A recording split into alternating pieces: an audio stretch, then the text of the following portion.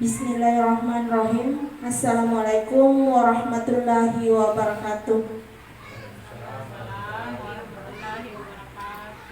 Tabe yang terhormat Bapak Kepala Sekolah UPT SD Negeri 285 Pinrang, yang terhormat Bapak Ibu guru hebatku.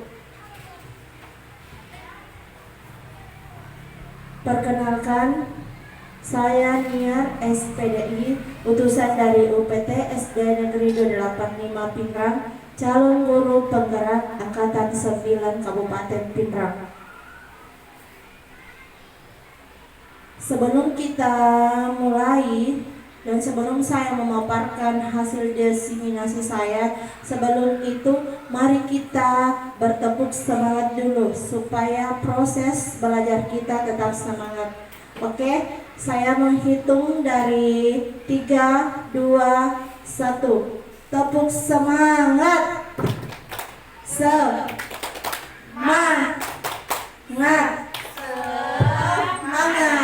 Ya, terima kasih Bapak Ibu guru hebat. Baiklah Bapak Ibu guru hebat, saya akan memaparkan hasil diseminasi saya, yaitu budaya positif. Yang pertama ada disiplin positif dan nilai-nilai universal. Yang kedua, teori, motivasi, hukuman, dan penghargaan restitusi. Yang ketiga,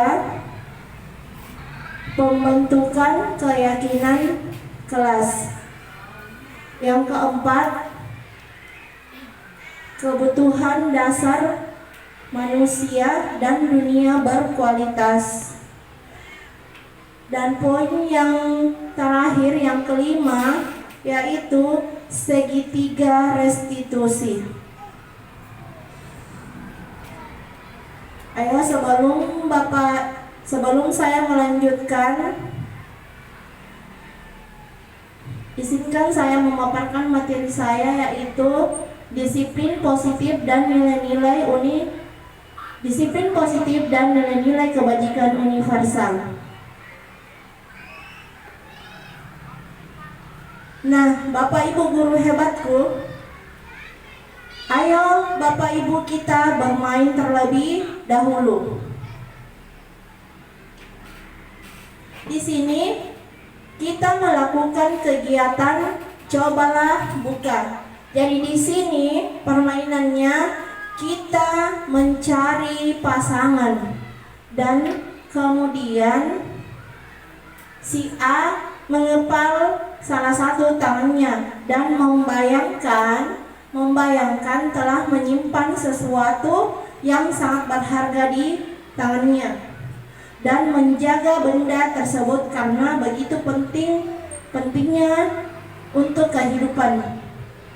Poin ketiga, si B mencoba dengan segala cara untuk membuka kepalan tangan si A.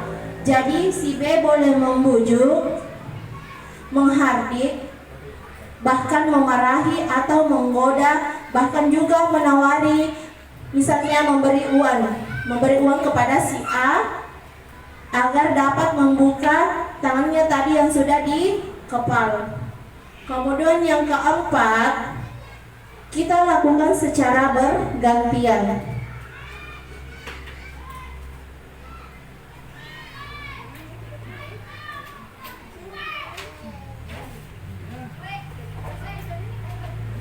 Ya, oke, selanjutnya.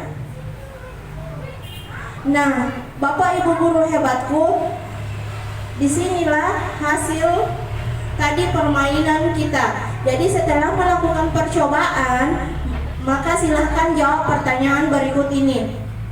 Jadi tadi pertanyaan dari slide ketiga, yaitu yang pertama, apakah si A atau si B membuka kepalan tangannya? Mengapa? Apa alasan si A atau si B membuka kepalan tangannya tadi? Yang kedua, apakah si A atau si B menutup kepalan tangannya? Mengapa? Apa alasan si A atau si B tetap menutup kepalan tangannya? Dan ketiga, dalam kegiatan ini sesungguhnya siapa yang memegang kendali atau kontrol untuk membuka atau menutup kepalan tangannya?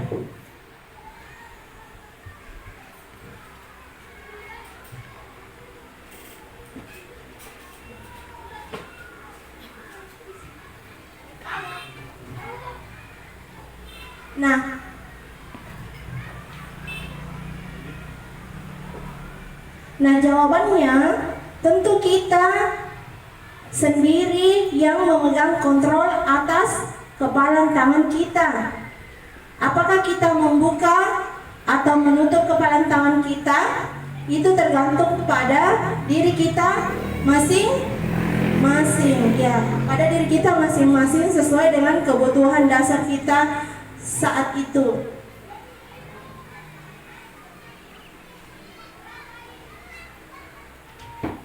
Nah, Bapak Ibu guru hebat masih pada semangat? Alhamdulillah. Nah, di sini kita mempunyai teori stimulasi respon dan teori kontrol, di mana stimulasi respon dan teori kontrol berbolak-balik, yang artinya realitas kebutuhan kita sama. Jadi kebalikan dari realitas berarti realitas kebutuhan kita berbeda. Nah, jadi semua orang melihat hal yang sama, tapi teori kontrolnya setiap orang memiliki gambaran yang berbeda. Ya, jadi di sini ada tolak baliknya ya. Ya, poin ini selanjutnya, kita mencoba mengubah orang agar berpandangan sama dengan kita, tapi justru kita harus berusaha memahami pandangan orang lain tentang dunia. Nah, di sini di mana perilaku buruk dilihat sebagai suatu kesalahan, padahal seharusnya semua perilaku memiliki tujuan.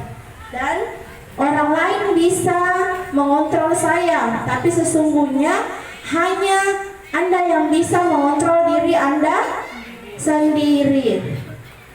Saya bisa mengontrol orang lain, tapi sedangkan Anda tidak bisa mengontrol orang lain. Dan pemaksaan ada pada saat bujukan gagal, tapi yang sebenarnya kolaborasi dan konsensus menciptakan pilihan-pilihan baru. Dan yang terakhir, model berpikir menang atau kalah, tapi sesungguhnya model berpikir menang atau menang. Nah, Bapak Ibu guru hebat, di sini kita perhatikan ada gambar Bapak Ki Hajar Dewantara. Nah, Bapak Ki Hajar Dewantara menyatakan bahwa di mana ada kemerdekaan, disitulah harus ada disiplin yang kuat. Karena sesungguhnya disiplin itu bersifat self-disiplin, yaitu kita sendiri yang mewajibkan kita dengan sekeras-kerasnya. Jadi artinya kita sendiri yang harus mewajibkan diri kita sendiri dengan sekeras-kerasnya. Akan tetapi itu sama saja, sebab jikalau kita tidak cakap melakukan self-disiplin, wajiblah penguasa lain mendisiplinkan diri kita.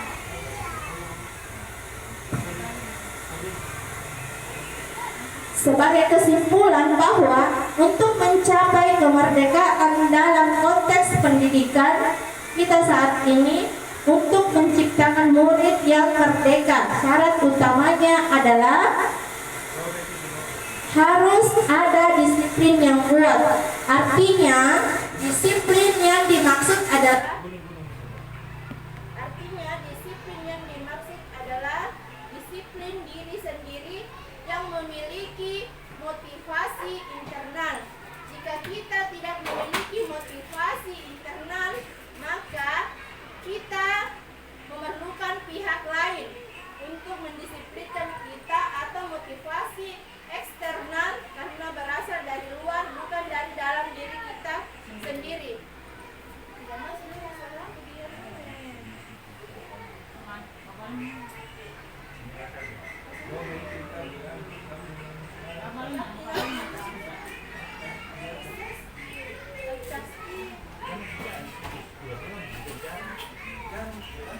Nah, kedua, teori motivasi. Teori motivasi, hukuman dan penghargaan restitusi.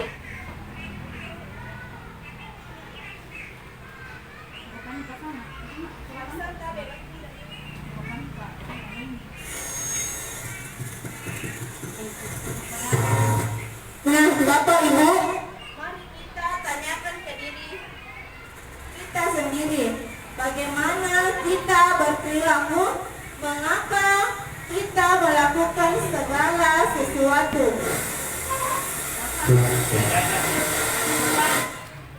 Ada menyala di atas sendiri kan? Ada yang dikul dia. Oh iya. Nah, Bapak Ibu, mari kita tanyakan ke diri kita sendiri, bagaimana kita berperilaku, mengapa kita melakukan segala sesuatu. Apakah kita melakukan sesuatu karena adanya dorongan dari lingkungan, atau ada dorongan dari yang lain? Nah, disinilah kita terkadang melakukan sesuatu karena kita menghindari rasa sakit atau ketidaknyamanan. Nah, disinilah pasti Bapak Ibu pernah merasakan hal yang sama seperti dari teori ini. Jadi, terkadang kita juga melakukan sesuatu untuk mendapatkan apa yang kita mau. Nah, Bapak Ibu guru hebatku, di sini ada 3 motivasi perilaku manusia menurut Goldstein dalam bukunya Restitusi Disiplin. Nah, yang pertama, untuk menghindari ketidaknyamanan atau hukuman. Ini adalah tingkat terendah dari motivasi perilaku manusia. Karena biasanya orang yang motivasi perilakunya untuk menghindari hukuman atau ketidaknyamanan akan bertanya, apa yang akan terjadi apabila tidak melakukannya? Apakah Bapak Ibu pernah merasakannya? Mengapa mereka melakukan sebuah tindakan untuk mendapatkan pujian dari orang lain yang menurut mereka penting dan mereka letakkan dalam dunia berkualitas mereka?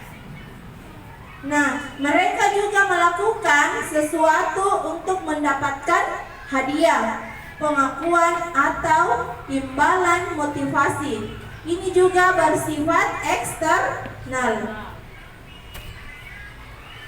Nah, yang kedua, untuk mendapatkan imbalan atau penghargaan dari orang lain. Yang ketiga, untuk menjadi orang yang mereka inginkan dan menghargai diri sendiri dengan nilai-nilai yang mereka percaya. Nah, di sini Bapak Ibu guru hebat, orang dengan motivasi ini akan bertanya, akan menjadi orang yang seperti apa apabila saya melakukannya, melakukan untuk menjadi orang yang mereka inginkan. Ya, mereka melakukan sesuatu karena nilai-nilai yang mereka yakini dan hargai, dan mereka melakukannya karena ingin menjadi orang yang melakukan nilai-nilai yang mereka yakini tersebut. Nah, Bapak Ibu guru hebat, di sini ada hukuman atau konsekuensi. Baiklah Bapak Ibu guru hebatku, saya akan membagikan sebuah amplop.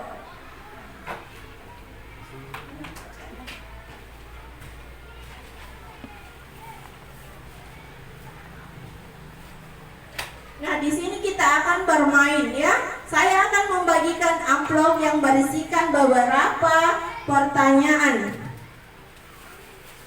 Jadi, sebentar Bapak Ibu guru menempelkan pada kertas pleno dengan mengelompokkan pertanyaan tersebut dengan benar pada kolom hukuman atau konsekuensi.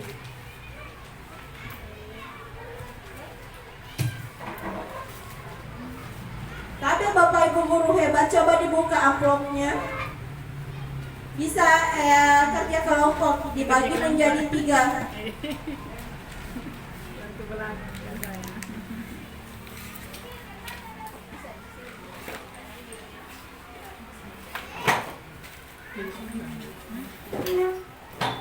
Jadi sekarang kita akan bermain gamenya. Kita menempelkan pada kertas pleno.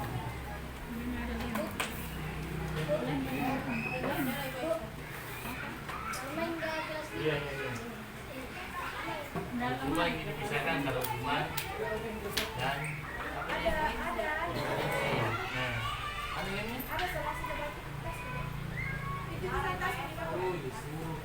suruh dibedakan Iya, konsekuensi kita membedakan tadi. hukuman. Baiklah Bapak Ibu, saya akan membagikan amplop yang berisikan beberapa pertanyaan yang akan Bapak Ibu tempelkan pada kertas pleno dengan mengelompokkan pertanyaan tersebut dengan benar. Pernyataan.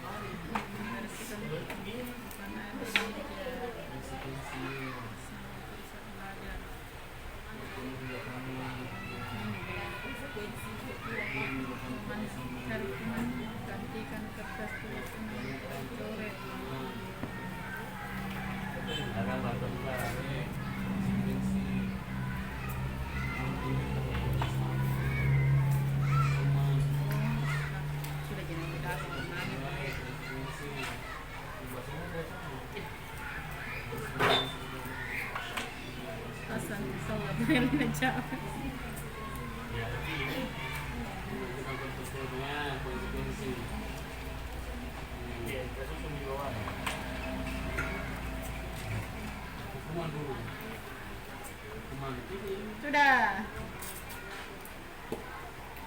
Tidak aneh kalau dikumpulin nanti.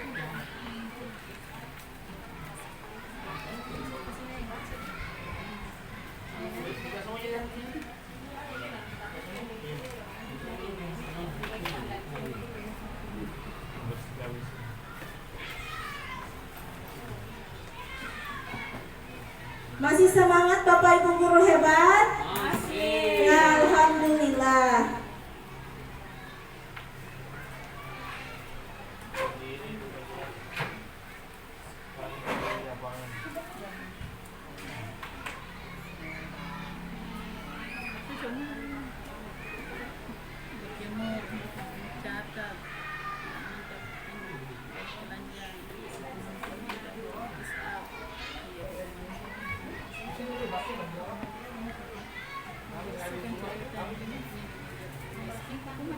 Kelompok 1 bagaimana?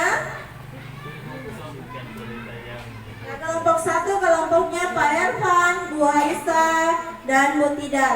Kelompok 2 Bapak Abdul Samad dan Ibu Haja Mariana. Kelompok ketiga Ibu Sari Bulang dan Ibu Mila Afrianti.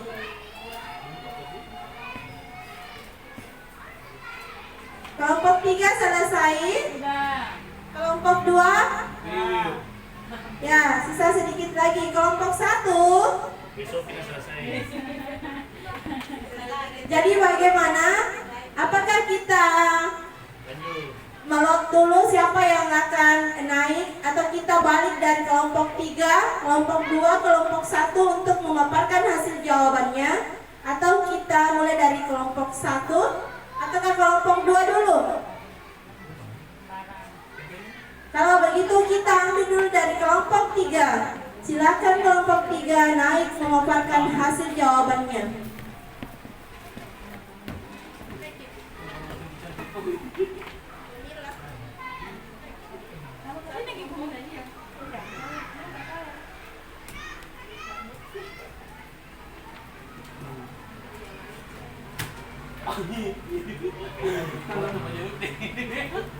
Ya, terima kasih atas kesempatan diberikan kepada kami dari kelompok 3 untuk memaparkan hasil kerja kelompok kami, yaitu antara konsekuensi dan hukuman.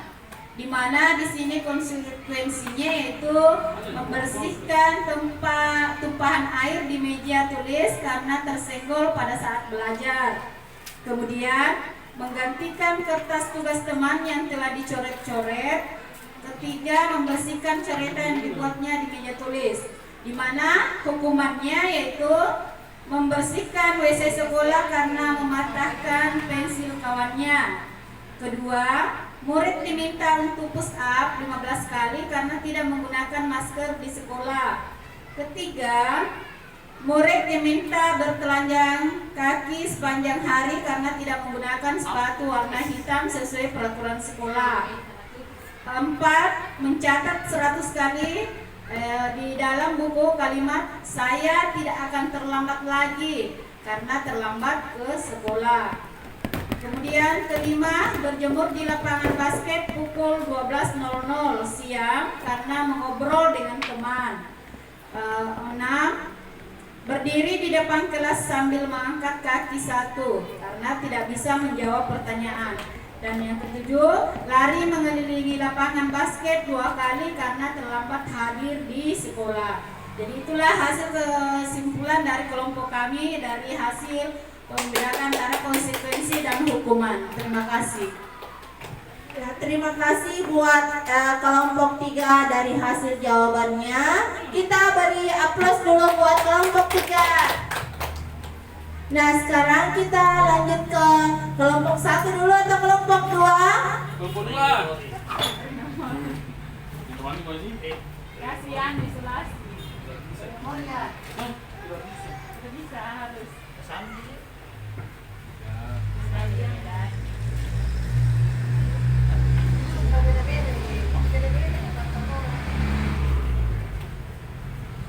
Nah, sekarang kita mendengarkan hasil dari jawaban kelompok 2. Kepada Bapak Abdul Samad dan Ibu Haja Mariana dipersilahkan.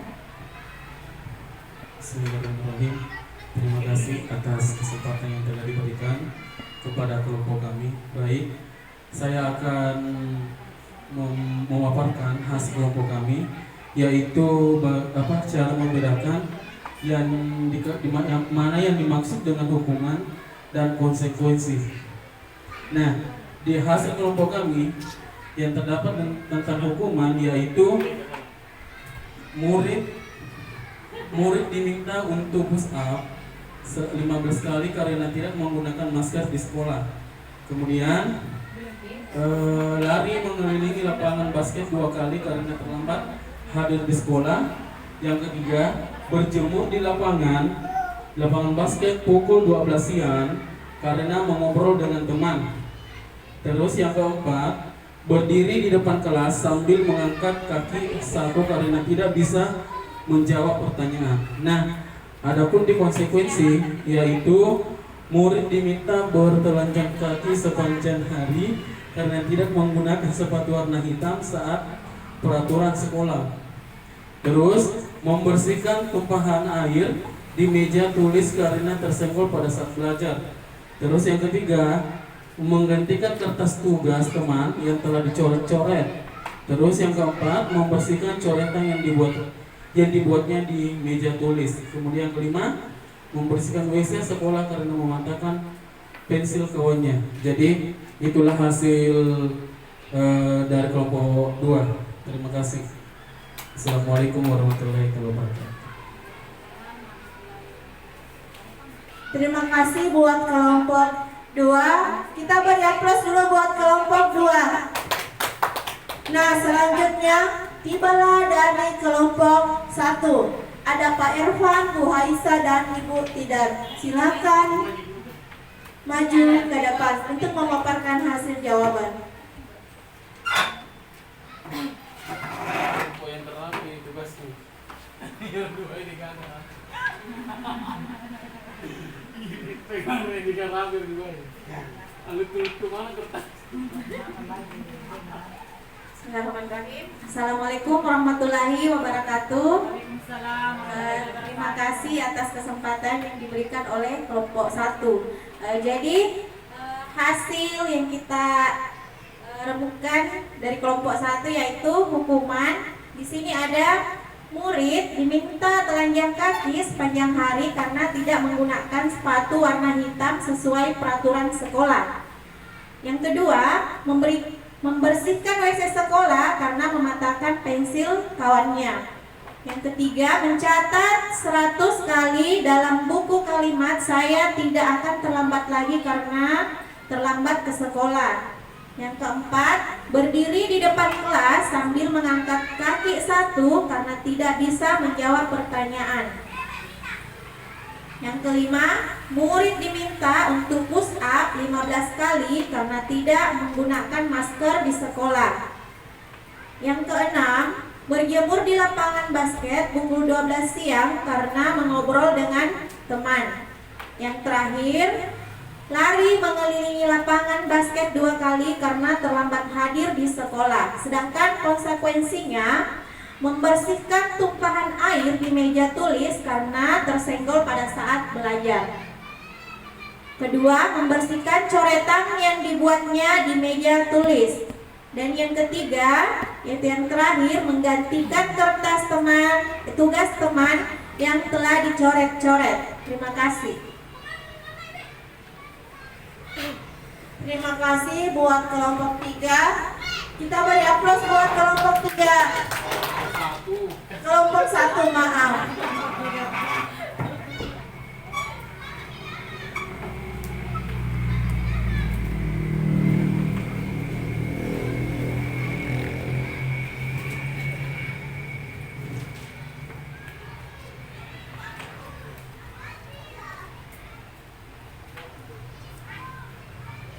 Next.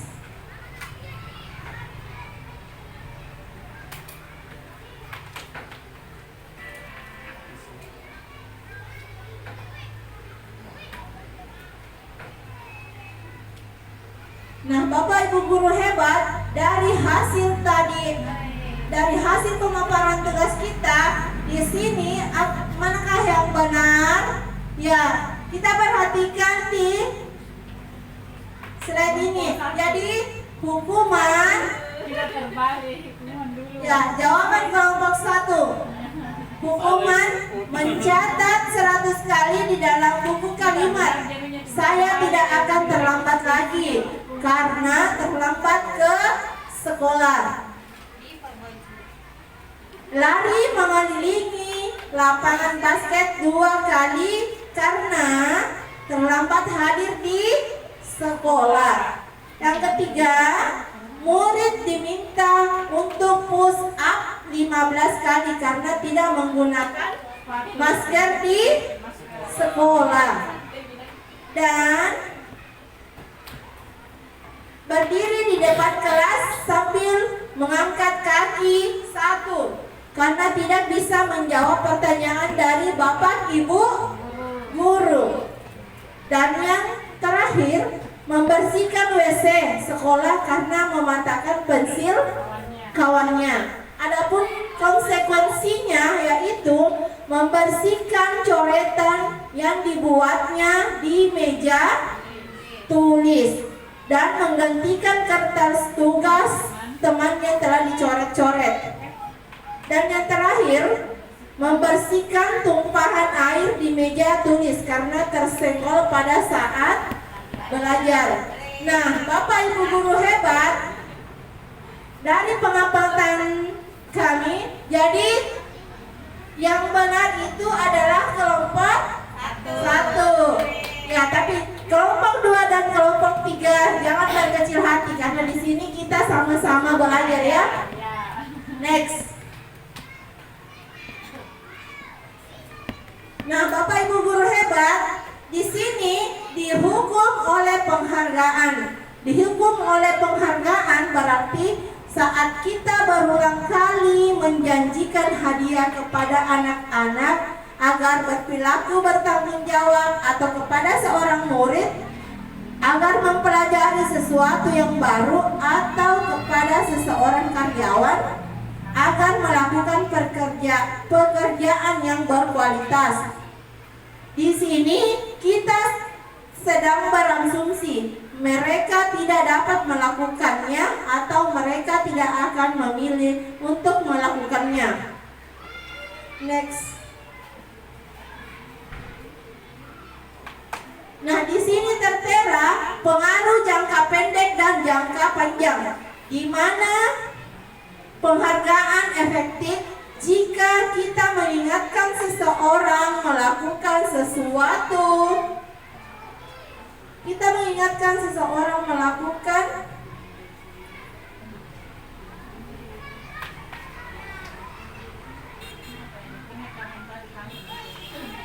Nah, di sini ada pengaruh jangka pendek dan jangka panjang, di mana penghargaan efektif jika kita menginginkan seseorang melakukan sesuatu yang kita inginkan dalam jangka waktu pendek. Dan jika kita menggunakan penghargaan lagi dan lagi, maka orang tersebut akan tergantung pada penghargaan yang diberikan serta memotivasi dari dalam. Next. Jadi intinya penghargaan merusak hubungan, yang artinya ketika seseorang diberi penghargaan atau pujian, dan ketika seseorang diberi penghargaan atau dipuji di depan orang banyak, maka yang lain akan merasa iri. Dan sebagian dari mereka akan tidak menyukai orang yang diberikan penghargaan tersebut.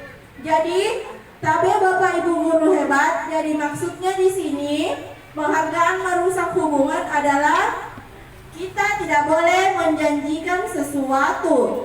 Misalnya kepada siswa, misalnya si A, anak itu terlambat masuk ke sekolah, kita tidak boleh menjanjikan bilang cepat datang besok, saya akan memberi hadiah, ya. Jadi kita tidak boleh melakukan seperti itu. Next.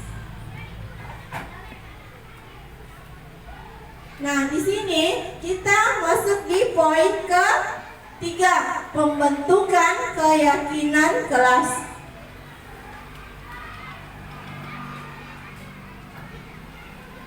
Bapak Ibu guru hebat, mengapa keyakinan kelas? Mengapa tidak peraturan kelas saja?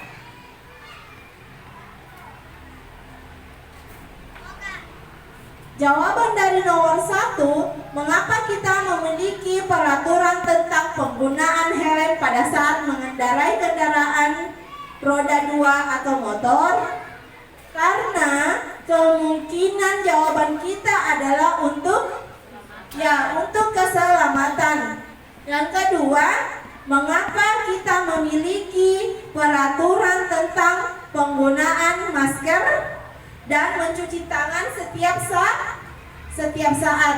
Jawabannya karena kemungkinan jawaban kita adalah untuk kesehatan dan keselamatan. Next. Jadi, dengan adanya nilai keselamatan atau kesehatan, inilah yang disebut sebagai suatu keyakinan, yaitu nilai-nilai kebajikan universal yang disepakati secara tersirat dan tersurat, lepas dari latar belakang suku, negara, bahasa, maupun agama. Next. Baiklah Bapak Ibu, mari kita bersama-sama membuat keyakinan kelas dengan nilai-nilai kebajikan. Saya akan membagikan kertas untuk menuliskan keyakinan kelas yang akan kita sepakati bersama dengan memiliki nilai-nilai kebajikan.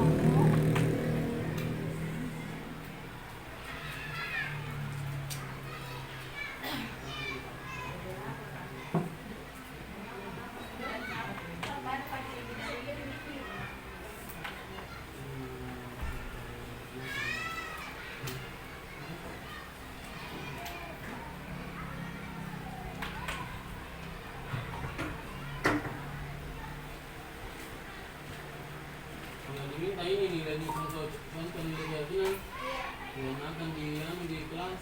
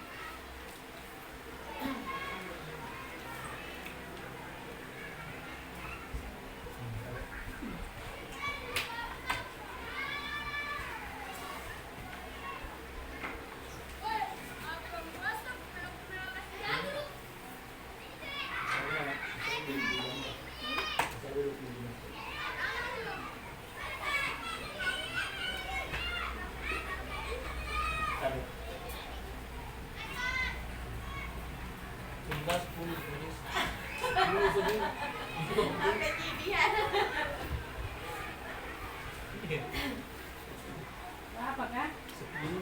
Mulai doyok begini. Dua aja ya.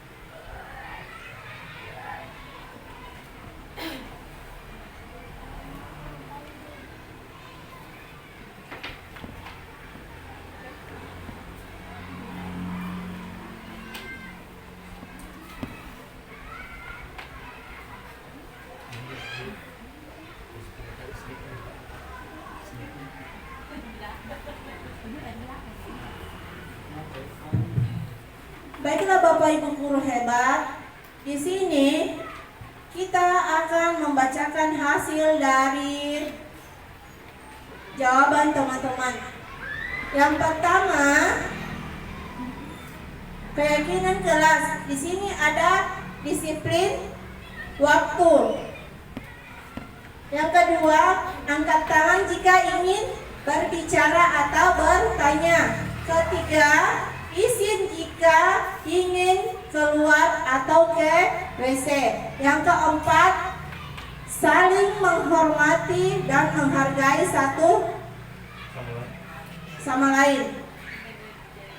Jawaban dari sticky note warna ungu yaitu rasa saling menghormati, tekun dan bersemangat, rasa empati, kepedulian sosial. Selanjutnya, tidak akan lagi membuang sampah di sembarangan tempat dan akan berusaha datang ke sekolah tepat waktu. Saling menghargai dan menghormati antar teman. Tidak melakukan bullying antar teman dan siswa. Adab sopan santun adalah hal yang harus dilakukan. Ada kejujuran, kerjasama, disiplin, kedisiplinan, tanggung jawab, rasa hormat, kepemimpinan. Dan yang terakhir, mengajukan tangan pada saat ingin bertanya, tetap memenuhi peraturan di depan kelas dan membuang sampah pada tempatnya. Next. Baiklah Bapak Ibu guru hebatku, dengan adanya keyakinan kelas berarti kita sudah sepakati bersama. Maka marilah kita meyakini tanpa adanya paksaan maupun beban untuk meyakininya. Next. Nah, selanjutnya kebutuhan dasar manusia dan dunia berkualitas. Di sini ada pertanyaan pengunduh. Ibu Ambar, guru wali kelas 2 di SD Pelita Hati, sedang bingung menghadapi ulah salah satu murid di kelasnya. Doni, beberapa anak di kelas 2A telah datang padanya dan mengeluarkan Doni yang seringkali meminta bekal makan siang mereka dengan paksa. Jika Anda menghadapi situasi seperti Ibu Ambar, apa yang akan Anda lakukan? Menurut Anda, kira-kira apa alasan Doni melakukan hal itu? Next. Nah, Bapak Ibu guru hebat, kita perhatikan ada 5 kebutuhan dasar manusia menurut choice theory. Yang pertama, bertahan hidup, survival. Kebutuhan bertahan hidup, survival adalah kebutuhan yang bersifat fisiologis untuk bertahan hidup. Misalnya, kesehatan, rumah, dan makanan. Kebutuhan biologis sebagai bagian dari proses reproduksi, termasuk kebutuhan untuk tetap bertahan hidup. Yang kedua, kasih sayang dan rasa ingin diterima. Kebutuhan untuk diterima. Kebutuhan ini, 3 kebutuhan berikutnya adalah kebutuhan psikologis. Kebutuhan untuk disayangi dan diterima meliputi kebutuhan akan hubungan koneksi sosial, kebutuhan untuk memberi dan menerima kasih sayang, dan kebutuhan untuk merasa menjadi bagian dari satu kelompok.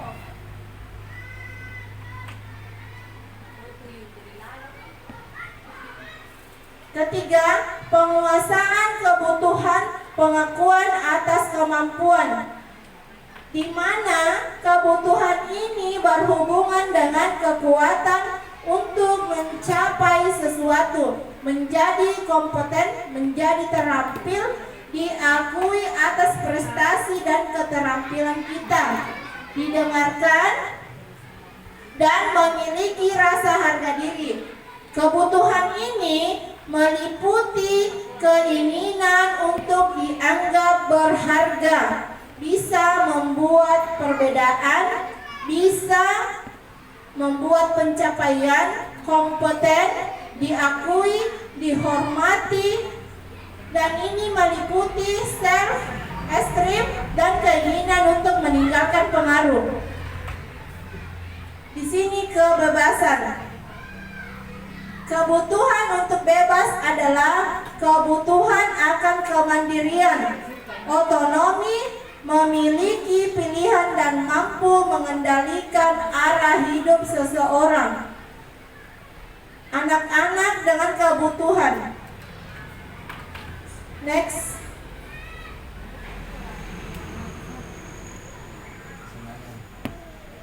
Kesenangan.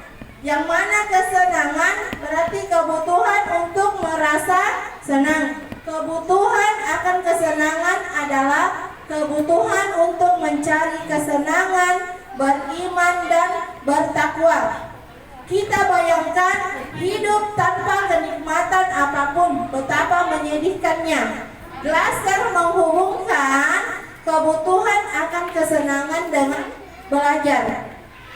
Semua hewan dengan tingkat inteligensi tinggi seperti anjing, lumba-lumba, primata, dan lain-lain. Saat mereka bermain, mereka mempelajari keterampilan hidup yang penting. Jadi manusia tidak berbeda-beda. Next.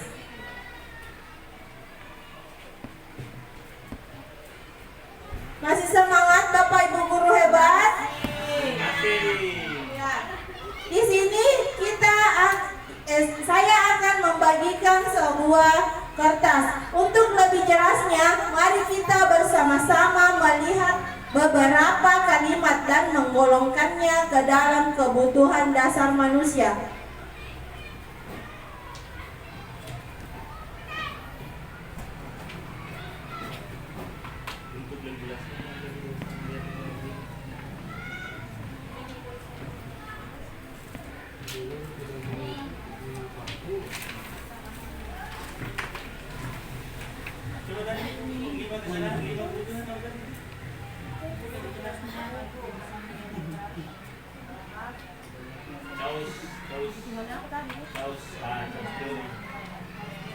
Nah, di sini ada 5 kebutuhan dasar manusia menurut Choice Story. Yang pertama itu bertahan hidup, penguasaan, kasih sayang dan rasa ingin tahu, kasih sayang dan rasa ingin diterima, kesenangan dan kebebasan.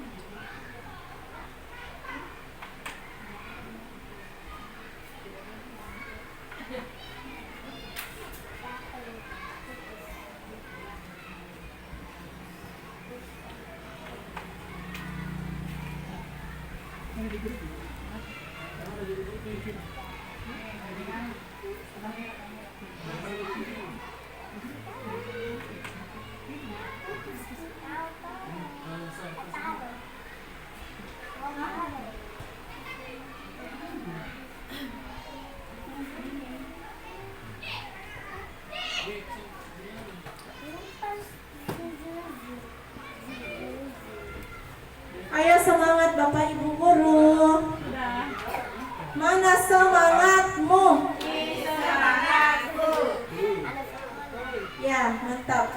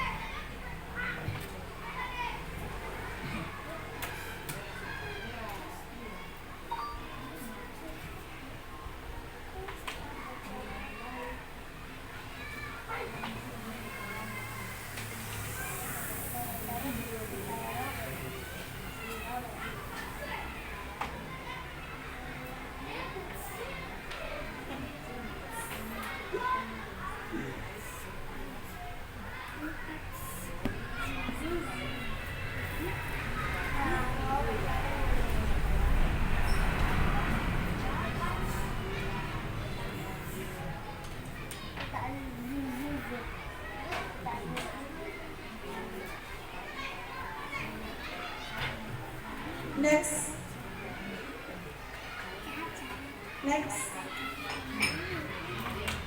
Bapak Ibu guru hebat, mari kita perhatikan sama-sama. Dari jawaban tadi, di sini kita lihat ada kalimat, ada kebutuhan. Di mana kalimat aku merasa bangga dan keren. Kebutuhannya itu berarti penguasaan. Ibu guru tidak menyapaku hari ini, padahal aku pakai jepitan rambut baru. Kebutuhannya berarti seorang anak membutuhkan kasih sayang dan rasa diterima. Jadi maunya anak di sini dia diperhatikan. Nah, ada kalimat aku bosan. Masa belajarnya cuma gitu-gitu aja. Dengerin ibu guru aja. Kebutuhan di sini berarti anak-anak membutuhkan kebebasan, di mana kita membuat anak dengan cara belajarnya membutuhkan kebebasan.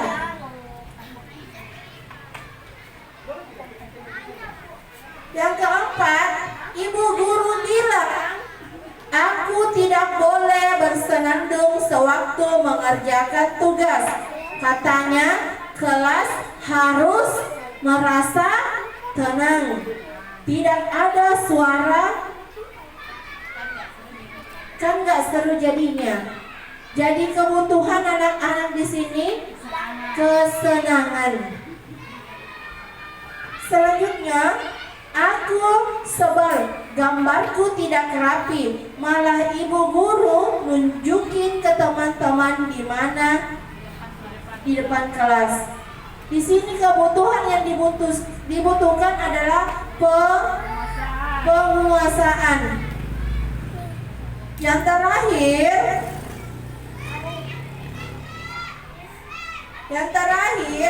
ya biar dia kenal sama aku dan aku ingin nantinya bisa dekat sama dan kerja bareng sama dia. Kayaknya orangnya baik sih. Kebutuhannya di sini seorang anak membutuhkan cinta dan kasih sayang. Next.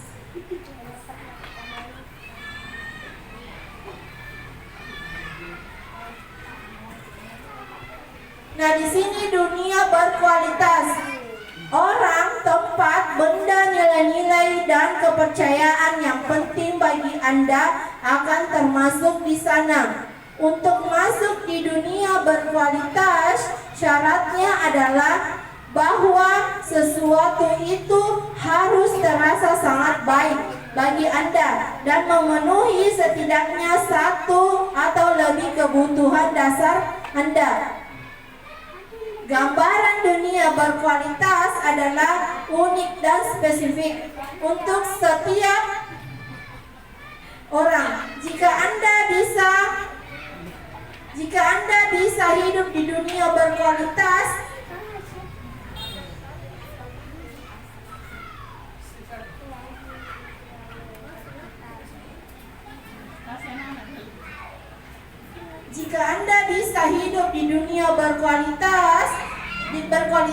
Anda, hidup akan sempurna buat Anda. Tapi sayangnya sangatlah sulit untuk tinggal di sana.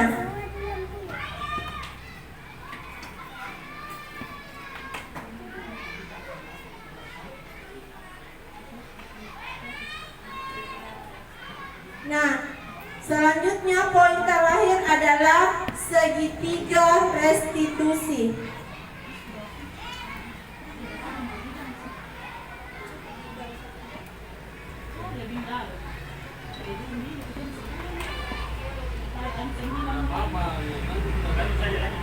Nah, segitiga restitusi adalah proses menciptakan kondisi peserta didik untuk memperbaiki kesalahan mereka sehingga mereka bisa kembali pada kelompok mereka dengan karakter yang lebih kuat.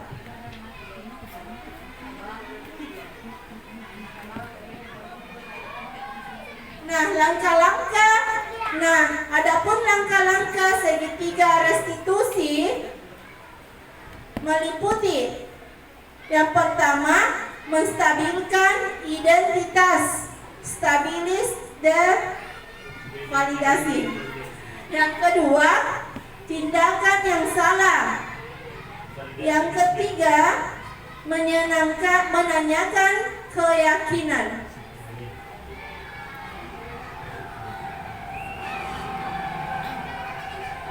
Nah, Bapak Ibu guru hebat, langkah pertama yang dilakukan pada segitiga restitusi, yakni pada bagian dasar segitiga adalah menstabilkan identitas.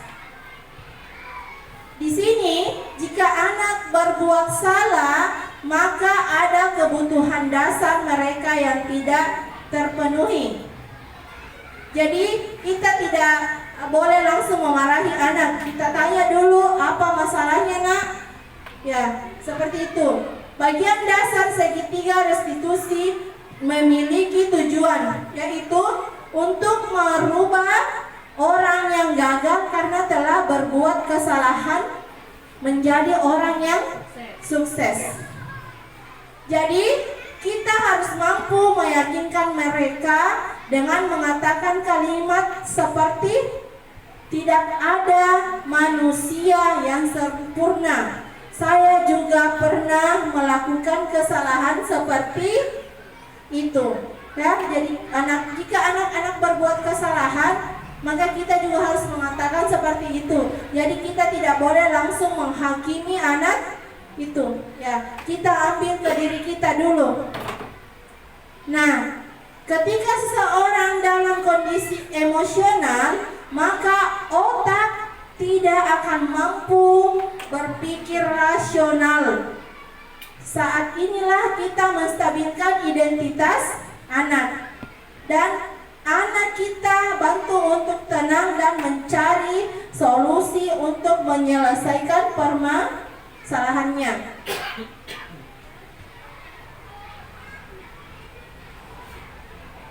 Nah, langkah kedua adalah memvalidasi tindakan yang salah, di mana konsep langkah kedua adalah kita harus memahami kebutuhan dasar yang mendasari tindakan anak-anak berbuat kesalahan. Menurut teori kontrol, semua tindakan manusia, baik atau buruk, pasti memiliki maksud tujuan tertentu.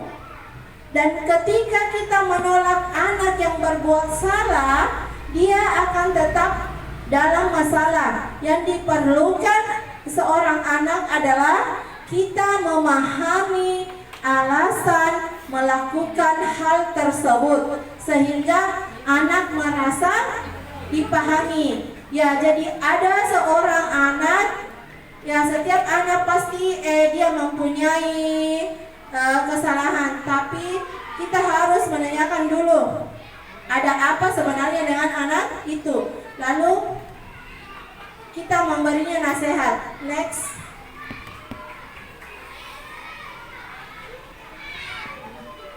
Ya, adapun langkah ketiga, langkah yang terakhir, yaitu menanyakan keyakinan.